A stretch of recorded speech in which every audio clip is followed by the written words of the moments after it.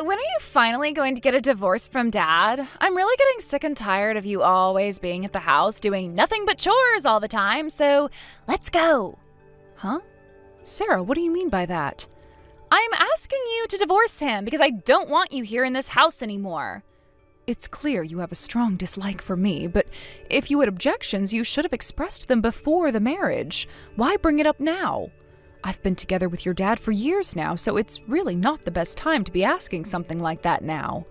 The only reason I never complained about you back then was because ever since my real mom left, I've been the one responsible for all the household chores. The situation wasn't ideal, but it was manageable. When Dad told me he wanted to marry someone and brought you home, I thought to myself, finally, I might be free from these endless chores. I was thrilled at the prospect of having some relief and even approved of your marriage to him. But once we actually began living together, the reality was far different from my expectations.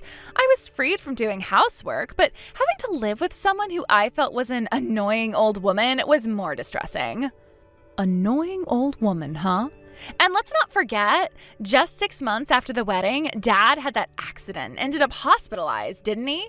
Being stuck living alone with a strange aunt has been excruciating. It feels like a punishment, if I'm being honest. A strange aunt? It feels so good to finally voice my true feelings. I have had those pent up for so long now that I had no clue what I was going to do if I didn't get them off my chest. I'm happy to hear that you're feeling better now, but if I leave, won't you have to handle the housework again? From now on, I plan to arrange for professional cleaning services, and I'll invest in time-saving kitchen gadgets and cleaning equipment. This way I can minimize my own work and ensure everything runs smoothly. Of course, I'll also be asking that my dad doesn't make as much of a mess when he's back home. Sarah, are you thinking about the expenses involved? Not only will all those fancy gadgets you're talking about cost a lot, but getting a cleaning service or even a maid to come over and clean, that's way too much money. I know that, and of course I've been thinking about the cost. Dad's income seems to have increased since marrying you, so with that extra money, we can take care of all the required needs. Huh? Since you married Dad, his standard of living has improved, hasn't it? This means his salary must have risen, making it easier for him to support a full-time housewife like you. If you were to leave, there would be a reduction in household expenses, which would provide me with a chance to enjoy a more comfortable lifestyle with the saved money. Excuse me, can we talk about something? What else do you want to talk about? I'm not a full-time housewife. Huh? But you're always at home. Didn't you quit your job when you married Dad and told me that you'd be home a lot more often than before? Yes, I did leave my corporate job, but see, you're not working. Earning money isn't just about having a job at a company. Huh? Currently, I work remotely, which means that I'm pretty much able to work from home all the time. Huh? Isn't that just doing a bit of work on the side while you handle household chores? Isn't that called piecework? It might seem that way, but I also have passive income streams. What's that? Even if you use fancy terminology, it still looks like piecework to me. Like you've got some kind of a small side gig or something. Sarah, you're about to graduate from high school and have plans to go to junior college. You should start acquiring the knowledge that will be useful when you enter the workforce. Huh? I don't understand what you're talking about. Anyway, I need my allowance. I just gave it to you last week. It's not enough. No, it's not happening. If you want that money, then maybe start doing some chores as well, and I'll pay you for your hard work. You are so stingy. My last mom was never like this.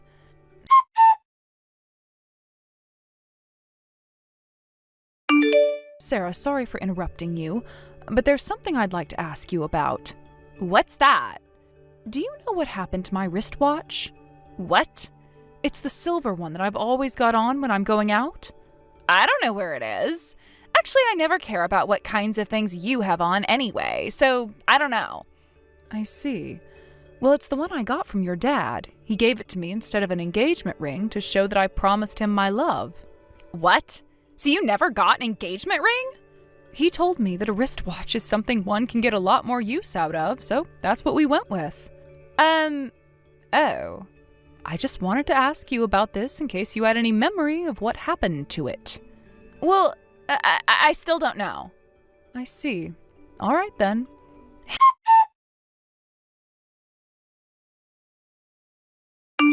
Hey, Mia? You returned to your family home after my high school graduation ceremony yesterday, didn't you? Yes, that's right. I'm currently staying at my family home. As I mentioned before, I came back because there is something important to announce.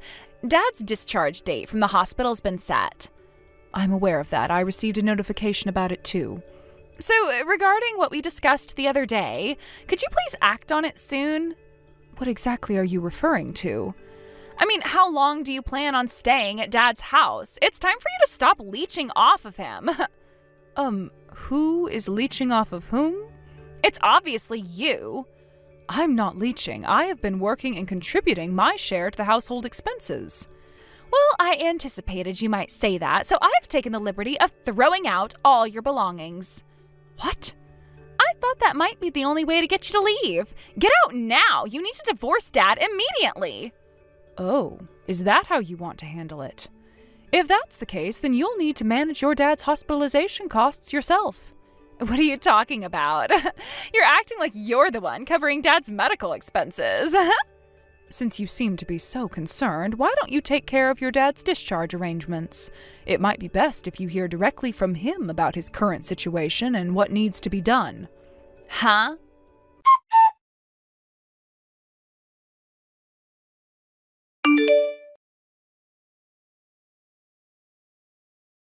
Maya! What's going on? Is it true that you and Dad have officially divorced? And did you really move into a high-rise apartment worth $10,000 a month? Is it also true that you covered all of Dad's hospital bills by yourself?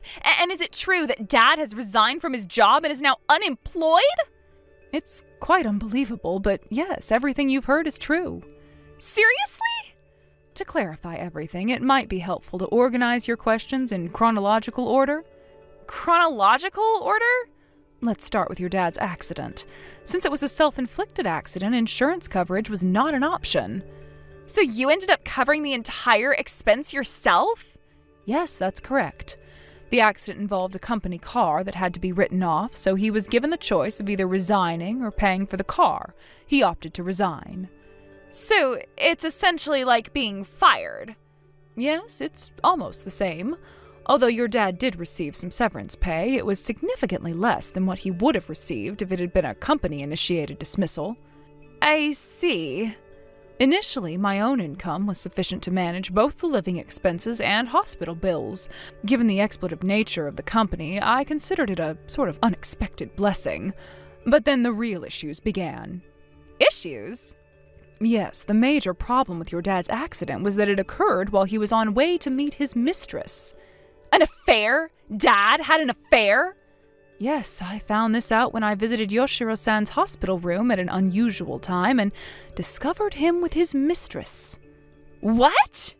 After revealing the affair, further investigation showed that it had been ongoing since before our marriage. It appears he was interested in my family's wealth. Huh? So your family is actually wealthy? Yes, that's correct. You can think of it that way. After discovering the affair, I had to quickly manage the divorce proceedings and compensation claims. Following that, I moved back to the high-rise apartment that I owned before marriage.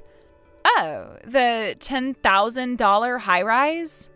Yes, this apartment was inherited from my late father.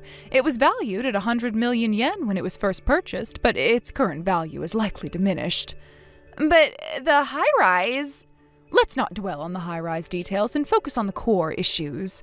Because of the divorce, I won't be charging you for the hospital expenses I covered during our marriage. However, any remaining unpaid amounts will need to be settled by you. But I'm unemployed. And don't forget about the compensation money. Oh, right. By the way, the mistress has already paid her share, but your dad still hasn't paid his portion. I have a feeling that Dad's expenses have accumulated to an enormous amount. I'm concerned that his severance pay might not cover everything. How he manages his finances is not my concern, so you should discuss this matter directly with your dad. And Sarah, you too. What about me? Regarding the matter of you taking and selling various items of mine without permission? Huh? You knew? Of course. With only you and me in the house, I immediately suspected you. To gather concrete evidence, I installed hidden cameras in my room. Cameras? Yes, I have detailed records of what you took from my room, and I've also tracked the app accounts you used to sell those items. That too? You mentioned discarding my belongings, but it turns out you sold what you could, didn't you? The total damage, based on what I know, amounts to just over $5,000. I will make sure to claim that amount. No way. And what about the private school tuition for you? Huh? I was the one who paid for the entrance fee and tuition as a gesture of goodwill. So you're the one who covered the entrance fee? But when it comes to college, I won't be handling any future tuition costs, so you'll need to figure that out on your own. Really? Dad doesn't seem reliable, so what should I do? Well then, I think we're done here. From now on, please handle everything through a lawyer. Goodbye.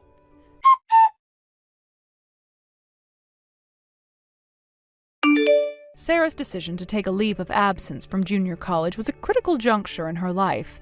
Opting to step away from her studies temporarily, she embarked on a new chapter marked by independence and self-sufficiency.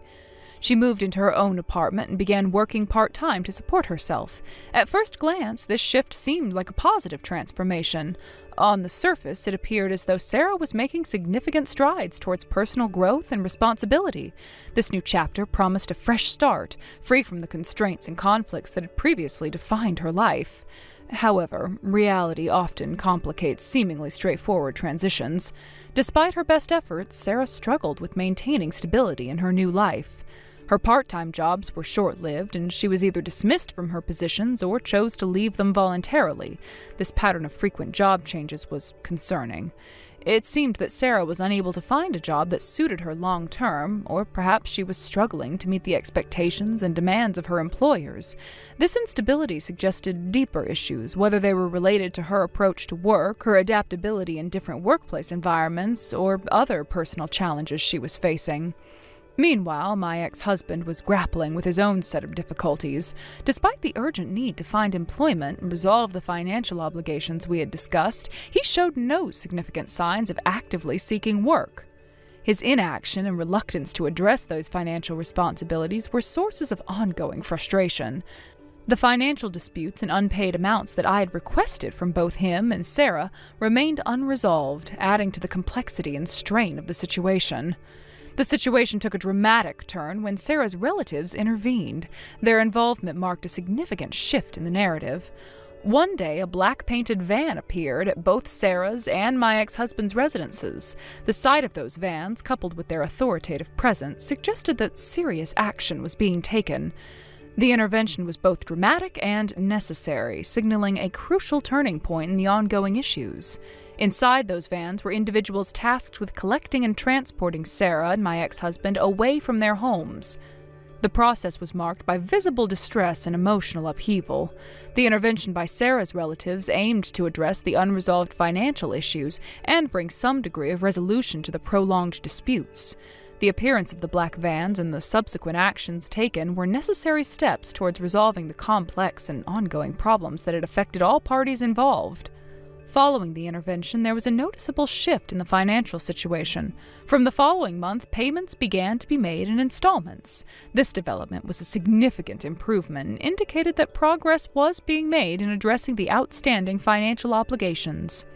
Although the payments were being made in small amounts, the fact that they were occurring at all was a positive sign that Sarah and my ex-husband were now facing some level of accountability for their financial responsibilities. This change marked a crucial step toward resolving the long-standing issues that had plagued our lives. Despite these positive changes, I chose to focus on my own life and well-being. The period of dealing with financial disputes and personal upheavals had been incredibly taxing and stressful. Now that the issues were being addressed and some level of resolution was being achieved, I felt it was time to fully embrace the freedom of my single life.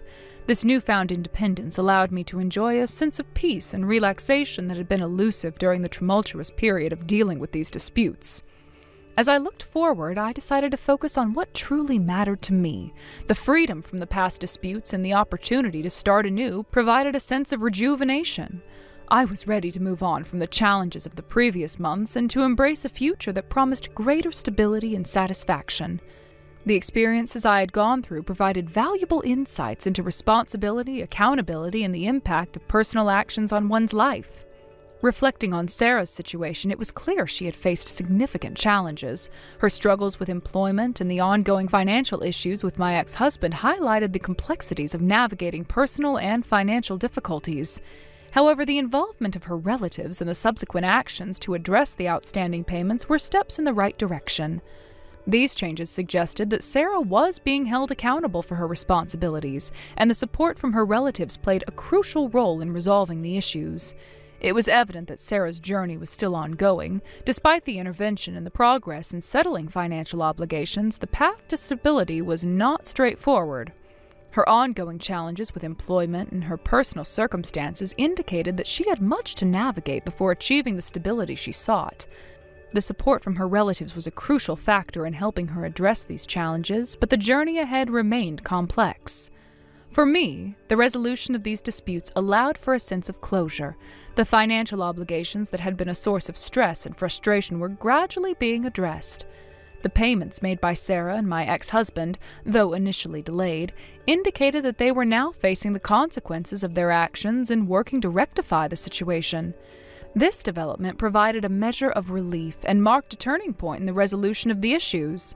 The involvement of Sarah's relatives and the subsequent actions they took were instrumental in bringing about these changes. Their intervention was a necessary step in resolving the financial disputes, ensuring that accountability was restored. The black-painted vans and the dramatic nature of the intervention highlighted the seriousness and the need for decisive action. As I moved forward, I was determined to embrace the freedom and independence that came with being single. The experiences of the past had shaped my approach to life and provided valuable lessons. I looked forward to a future where I could focus on my own goals and aspirations, free from the burdens of past disputes. The resolution of the financial issues allowed me to fully appreciate the sense of closure and to look ahead with renewed hope and optimism. The entire experience had been a journey of growth and self-discovery. It had taught me the importance of responsibility, accountability, and the impact of personal actions on one's life. While the resolution of the disputes provided a sense of closure, it also marked the beginning of a new chapter. I was ready to step into this new chapter with a renewed sense of purpose and a commitment to embracing the opportunities and challenges that lay ahead. In conclusion, Sarah's journey and the resolution of the financial disputes were significant milestones in the narrative of our lives. The intervention by her relatives and the subsequent progress in settling financial obligations marked important steps towards addressing the issues that had affected us. The experiences of the past provided valuable lessons and insights, shaping my approach to life and reinforcing the importance of responsibility and accountability. As I looked toward the future, I was ready to embrace the opportunities and challenges that lay ahead with a renewed sense of purpose and optimism. Thank you for watching. Please subscribe and hit the like button. See you next time.